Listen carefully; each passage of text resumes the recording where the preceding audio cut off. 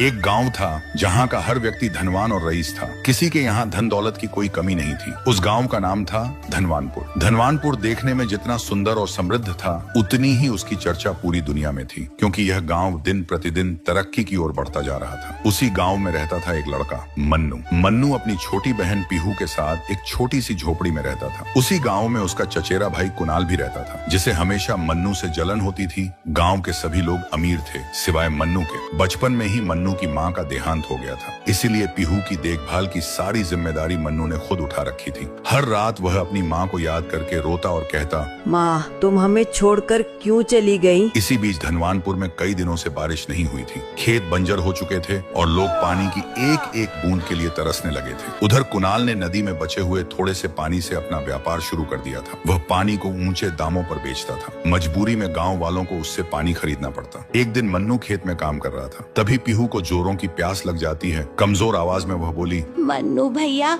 मुझे बहुत जोरों की प्यास लगी है। पर मन्नू के पास पानी की एक बूंद भी नहीं थी। जब वह घर पहुंचा तो मटका भी खाली था। मजबूर होकर वह कुणाल के अड्डे पर गया और थकी हुई आवाज में बोला, कुणाल भैया मेरी छोटी बहन पीहू को प्यास लगी है, थोड़ा सा पानी दे दो। तो प्यास लगी है तो मैं क्या करूं? वैसे भी वो तेरी बहन है, मेरी नहीं। गरीब कहीं के, यहाँ से जा रहा है, धक्के मार के बाहर निकालूं? लेकिन कुणाल ने उसे गरीब कहकर भगा दिया। एक सुबह हल्की धूप निकल आई थी। मन्नू अकेला खेत की ओर जा रहा था। तभी उसकी नजर एक भिखारी पर पड़ी, जिसके पैर नहीं थे। वह कई दिनों से भूखा था। भिखारी बोला, बेटा कई दिनों से कुछ भी नहीं खाया, अगर तुम कुछ खिला दो तो तुम्हारा भला होगा। मन्नू के पास एक टिफिन था जो उसने पीहू के लिए रखा था। उसने बिना सोचे समझे उसने वह टिफिन भिखारी को दे दी। भिखारी बहुत खुश हुआ। उसने मन्नू को एक बोतल दी और कहा, ये कोई साधारण बोतल नहीं है, इससे निकाला गया पानी कभी खत्म नहीं होता, पर याद रखना इसका उपयोग सिर्फ जरूरत पड़ने पर करना।